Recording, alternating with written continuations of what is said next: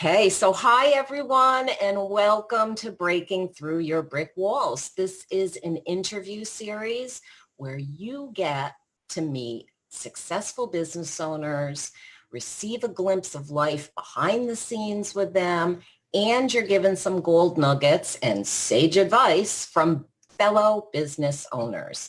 This is where we hang out just to be authentic and share a piece of real life with you. So today I am talking with Louise Mosley, and Louise is a great colleague and a dear friend of mine. She's also a corporate escapee. She's the founder of NB Coaching. She helps corporate escapees to grow their business by focusing on their why and utilizing their unique skills and talents to add value and create a business that they're proud of. So my name is Pamela Lewerenz. I am the Brick Wall Coach, and I'm a business consultant that works with Gen X solopreneurs to create actionable plans for their success and to stay focused on all the things that there are to do with running a business. And I'm super excited to talk with Louise today. So welcome, Louise. Thank you so much, Pamela. It's lovely to be here. So thank you again. A lovely introduction. Thank you.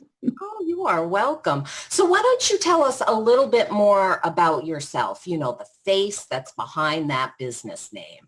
Okay. Well, as you know, my name's Louise Mosley, and I grew up in the UK in Cheshire, which is not far from Manchester. I spent my initial corporate life working for large pharmaceutical companies, so GlaxoSmithKline, SmithKline Beecham, and I did that for nearly 13 years because, basically previously I had a background in pharmacology and chemistry and a master's in marketing, so it kind of seemed like a natural progression to go work for a pharmaceutical company. And it was great. They were great companies to work for, and they gave me a lot of support and lots and lots of development. But ultimately, I got to the point after 13 years, I thought, you know what, there's more to life. I love travel. I love experiencing new things, going and traveling. I love food and drink, new stuff that you can find when you go somewhere new. And I love the underwater world as well. So scuba diving is a huge passion of mine. So that's in a nutshell kind of who I am. Perfect. So tell us just a little bit more about moving from that corporate environment to owning your own business. How did you connect the two? How did you make it? Was it a giant leap? Did you do it slowly? Yeah, I did it pretty differently to a lot of people, and I think there is no right or wrong way to do it. I think that's the first thing. I started to think, well, actually, I'm not unhappy in what I'm doing, but I'm not totally happy. I wanted to make a change, and I didn't want it to drag on and on and on and think, gosh, what if I hadn't made a change? So in 2008, my partner and I decided to give up our corporate lives, and we just quit our jobs, and we headed over to Honduras, to a small island called Roatan, with the dream that one day we would own our own business. At the time, we really wanted our own scuba diving business. So we headed off with our suitcases and a week's worth of accommodation booked, no jobs, nothing. We just decided, I love it. Let's just do something different. Let's just do it. Yeah, absolutely. And I think it was one of those things that so many people say, oh, well, I'll wait until such and such happens, or I'll wait until this. And in the end, there wasn't a perfect time. So we just thought, you know what, let's just quit. Let's just go and see what happens. Yeah. So that's what we did. And my partner is an engineer, but he's also a dive instructor. So it was quite natural. He got a job as a dive instructor. So that was great. And I thought, well, what should I do? Not a great market for pharmaceutical sales and marketing on a little island. But one of the jobs that I had years and years ago when I was 18, 19 was working in a bar, which I really loved because I love meeting new people. And so ultimately I got a job in a bar and became the bar manager of a beach bar. Which was fab. I absolutely loved it. It got me to make great cocktails. So anyone's interested in the recipe for monkey lalas, just let me know. Trade secret, but I'll let a few people know. And it was just great because it gave me the opportunity to meet lots of new people, run a business as well. I was responsible for running the bar and working with a team of people. And it was a real massive learning curve for me because I sort of reflected back and thought about the people that I'd worked with in the past, and they were all kind of similar. They'd all had a similar background, similar education. And this was so different, working with people who are very culturally different. Education was very different. Everything was so different. And it was a great learning for me to really think, well, how do you motivate people? How do you work with people who are so different? And I had a wonderful, wonderful group of people I worked with, and I learned so much from them. And then I took over running the resort reservations and spent, 3 years there. And I absolutely loved it. It was amazing. Nice. A little bit of a difference from my desk job. Yeah. So now you are not there full time. No, ultimately, when my partner and I went over there, as I say, we wanted to run a dive business, and having experience running one, running the dive resort, and Neil was running a dive shop as well, we decided that the island wasn't quite right for us. So we spent some time in Indonesia, and we spent some time in the Philippines as well, because other places that we'd love to travel. And after 5 years, we kind of reevaluated and said, actually, what's really important? What are the key things that are non-negotiable that we need? And, what does our plan look like? And as soon as scuba diving wasn't top, it kind of opened up a whole different part of the world. So although ultimately we will have scuba diving within our business, it wasn't the absolute top. So we came back to the UK, had a bit of a reevaluation. That's when I set up NB Coaching and started working with small business owners like myself, helping and supporting them to grow their business. And on the side, we decided to buy a ruin in Croatia and develop that too. So that's a completely different story. And I love that little side piece.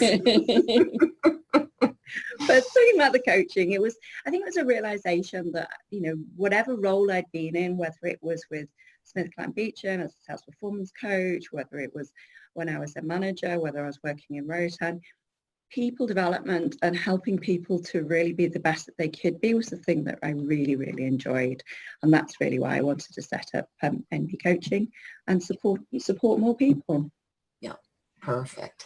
So sometimes we have to take that side step to open up new avenues in order for us to fully see the bigger picture. So you're still keeping the scuba diving in there. It just wasn't number one on the list. Absolutely. Absolutely. And I think that's an important piece for a lot of people because they really truly love doing a certain thing, but you can incorporate that in something else. Absolutely. Within your business. Absolutely. And it is, nothing ever, even the greatest plans, they never quite pan out how you think they're going to. And I think it is just having an open mind to be a bit flexible and just look for different opportunities. And the one thing that I really learned was, it depends how you define failure as well. And that was something that really became apparent because for me, failure was not going. It was not making that change. Whereas people say, well, what if it doesn't work? Well, if it doesn't work, I'll have learned some Spanish, met some new people, got a bit of a suntan. I had a great experience. For me, that wasn't failure. It wasn't opening the dive resort in Roatan. Failure for me would have been just sitting there and not doing anything any different. Right, exactly. I mean, and it's experiencing those new things that you didn't even know were possible because you were so focused on just the dive business. You stepped back and said, oh, look at all these other doors that can open. Absolutely. So like you said, it's keeping that passion there and knowing, it will happen, but it just, it can form a very different actual end point. And that's where we're at now. It's still there and it will still be part of our future business. It's just, it's not not exactly how we thought it would be, Right. which is fine. Which is the way it is with so many things in all our lives. You know, they just don't work out exactly how we have them planned or we see them on happening. But, you know, it happens in its own time and in its own way. Absolutely. You know, you still are super passionate, and that's the important part. Yes, absolutely. Yeah. So, I mean, you and I have had tons of conversations, and I know some of them have revolved around this wealth dynamics profiling. So can you explain a little bit about that to our listeners and let them know what that, you know, what that offers to owners?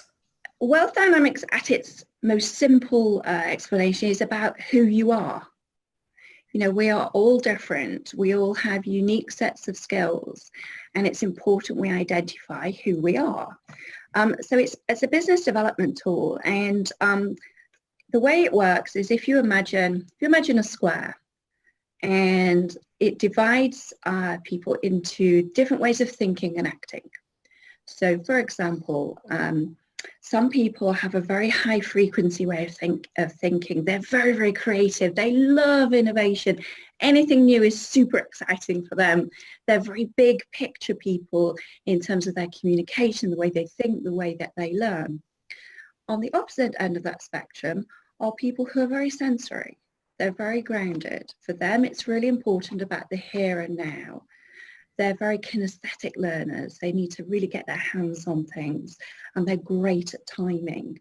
So as you can see, if you've got people with very high, what we'd call dynamo energy or tempo energy, they add value very, very differently. And again, it comes back to this thing that we're all unique. How they add that value and how they leverage it is very different. So on the other sides of the square, you've got ways of acting. So you might have someone who's far more introverted, and they leverage their value through processes, through systems. Whereas at the other end of the spectrum, you have someone who's very extroverted. They leverage their value through people. So those are the extremes, and there are basically 8 different profile types because we're a mixture of everything. But the main thing is, there is the way that I create value will be very different to the way that you create value, Pamela, and everybody else. So it's starting off with that point of saying, actually, who are you? Then the next part of it is the wealth spectrum. And that's kind of like looking at the entrepreneurial journey. Where are you? And I think this is particularly important because when we've got so much information on the internet, you know, we're bombarded constantly with you should be doing blogging, vlogging, having a summit, doing this, and you just think, oh my goodness, you know, 6 steps to creating the business of your dreams, all these different things. They're probably, you know, there's elements of really good stuff in all of them, but are they right for you at this point in time? You know, if you're just starting out on your business, then the strategies that you need will be very different to if you've been in business 10, 15, 20 years. So it's about understanding not only who you are, but where you are, building that foundation and creating strategies that work for you, not what everyone else says you should be doing. And when you are being yourself and leveraging those things that you're good at, you have a passion for, where you add the value, we call that being in flow. So, you know, the time goes, you're great, you're loving it. The flip to flow is when you're out of flow, and that's like those kind of wading through treacle days. You know, oh no. And we've all got things. Oh, we know we can do it, but oh my goodness, it's such hard work. So it's about spending more time in flow, looking at what the blocks are for you, getting the right strategies and the right processes in place for you to really get into flow, enjoy your business, add the value, and get the life that you want. So I think that's it in a nutshell. Good. Yeah, no, that's wonderful because like you said, there's so much information out there. Sometimes it's that information overload. You don't know where to look first, what you're supposed to focus on first, and you forget all about you. You know, and how you're looking at a situation or how you react to something. You just think, well, somebody told me I'm supposed to be doing this, so I guess I'll do it. Yeah. And it comes back to you were doing a webinar on Friday talking about exactly the same thing, that, very well-meaning people, your colleagues, your friends, your family, they're all telling you, you need to be doing this. Yeah. Well, sometimes they're right, but sometimes it's just not right for you, or it's not right for you at this point in time. Right. At that point in time, or, a lot of times it's like you said, bits and pieces out of what they're saying is important to you at this time.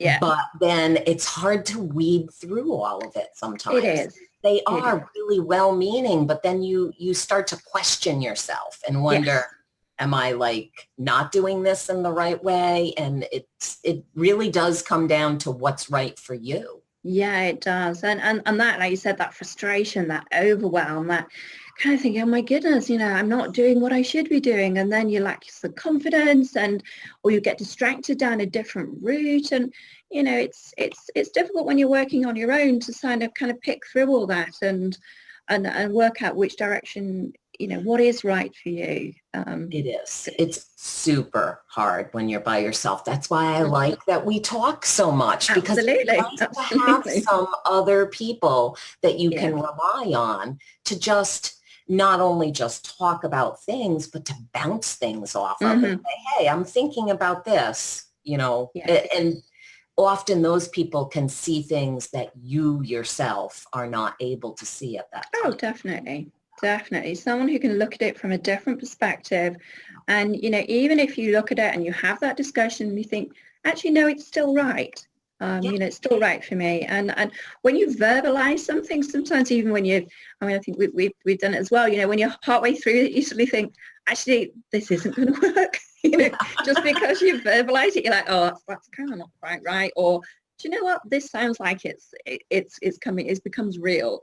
And so just getting it out of your head and just talking to somebody about it. Talking to people, writing things down, that's so important for the process of everything.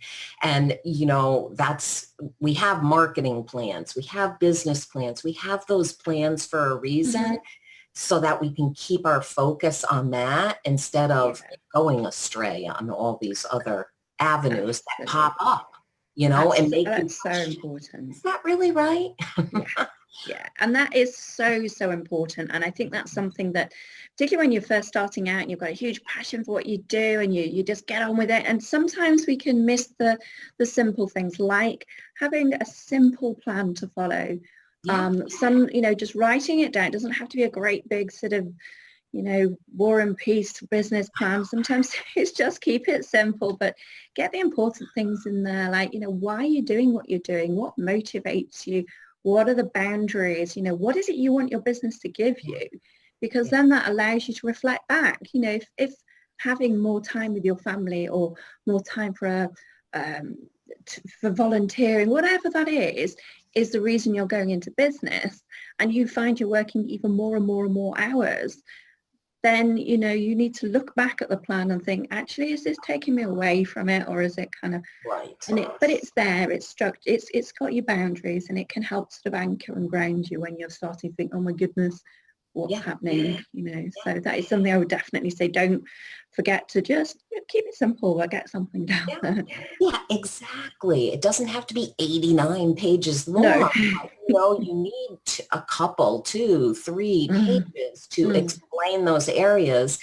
And then every time, just go back to that why and say, okay, I'm working this step because is it answering that why? Because if it's not, then that's when okay, I'm really going astray. Yeah, so true. Yeah, and we all have that, don't we? So that shiny object, you think, oh my goodness, that sounds cool. Gosh, and then I give that a go. Oh my gosh, yeah. Oh, well, can you share with us maybe a particular struggle or some kind of hurdle that you've experienced while you've been growing your business? Yeah, I think it's kind of a combination of all the things we've already talked about. When you come from working from a large company, whether it's a big corporate or whether it's, just several people working together, and you're working on your own, then you find you've got to do absolutely everything, and some things aren't your natural talent. And I think it really is about identifying, again, where do I add the most value, but how do I get support with some of the other things? And that's something that I'm not always naturally good at, is asking for help and support with things. And sort of that you want to control everything, but sometimes it's so important to actually identify where you need that additional support. Where do you need to get somebody else in to help you? Where do you need to ask for that help? And certainly in the early days, there is a tendency you try to do everything. And I know that I've tried to do everything in the past, and then you realize that actually I'm not getting anything done particularly well because I'm spending too much time doing things that I'm not good at, that I don't enjoy. So I think, it is coming back to just really identifying where you add the value and kind of what you stand for in your business. Because it's quite easy in some respects to sell other people's products. You know, when you work for a big company, you've got a big brand, you've got big guidelines, you know, all that sort of stuff about how you need to act, how you need to do things. And then ultimately, if you're selling a service, you're selling yourself, and it's very personal, and it's very different. So those are kind of a couple of the things that I would say is, you know, not trying to do it all yourself, but also just recognize that actually you are your brand now, and, you know, you don't have to wear a suit to be professional. You know, you can be kind of who you want to be and be yourself. Again, that comes back to your strengths. And you bring that piece of it. I mean, if you, like you said, I like that piece that you were easy. It was easy to sell someone else's product or service when you worked for them. You just have to bring that into your own business and treat it like that. And I think that is a super hard piece when it comes down to it, and we peel it away like that onion and say, okay, really what this is all about is it's hard to get out there and say, I have this awesome service. This is what I can do for you, because it's just you. You're not representing someone else. Absolutely. It's just you. Yeah, for sure. So what piece of advice would you pass along to our listeners? We've already touched on the plan, which I think is so important, and really identifying your why you went into business in the first place. And then around this, just being yourself. You know, people buy from people. And if people can see who you are, what you stand for, and, you know, ultimately there are, for example, if you're an accountant, there are a range of accountants you could decide you want to work with. Hopefully they can all add up. That's great. You know, that's a given. But actually it is about that connecting with the person. That is so important. So kind of don't shy away from who you are, and, you know, there's no right and wrong way of doing it. You are who you are. You've got a great set of skills. You're totally unique. So just get out there and do it your way. Sorry, I'm going to burst into song, but I'm not. I know. That is not one of my skills. Mine either, although I like doing it. Yeah, absolutely. Probably just not on camera. So I am going to put the links of where everybody can find you, but what social media platforms can people look for you on? They can look for me on LinkedIn. So Louise Mosley on LinkedIn. I've also got a Facebook page and a Twitter account as well. So if people want to connect with me there, that would be absolutely lovely. Awesome. So before we wrap everything up, is there something you wanted to share with our listeners? Maybe something that you have coming up that you wanted to put out there to everybody? Yeah, absolutely. Thank you for reminding me of that.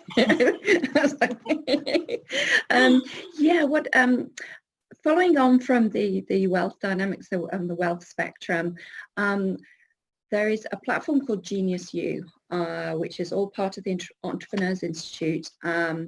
And it's a fantastic platform where people can network, where they can find a lot of free resources. And I'm going to be launching a circle in there where people who the corporate escapee circle, where we can all gather, share information, support each other, and really find different ways to support the challenges that the corporate escapee is experiencing. As part of that, I'm going to be offering a competition if people want to enter. I'll be putting that out on social media, so keep an eye out for it. And that is going to be, the first prize will be a free profile, so a wealth dynamics profile and a debrief with myself. Normally, even the profiles themselves are $97. So there'll be a free profile for 2 people and debrief, and then there'll be other prizes as well, which I will let you all know about. But it's an opportunity to, as I say, really network with like-minded people, but also find out about who you are and where you are, where you want to get to. Perfect. Well, thank you so much for coming in here and sharing with us today. I think the information that you shared is so valuable. And I appreciate your time. It's always lovely to talk to you. Absolutely. And the time always goes so quick. It's like, where did that half an hour go? We're in flow, Pamela, you know. Well, thank you to everyone else who joined us today. In a couple more weeks, I have another episode of Breaking Through Your Walls with a different guest. And I just want to leave you with, remember, every day is a good day to be you. You are amazing. I don't want you to forget that. Now go out and rock your business. Thank you so much. Bye, everyone. Bye-bye.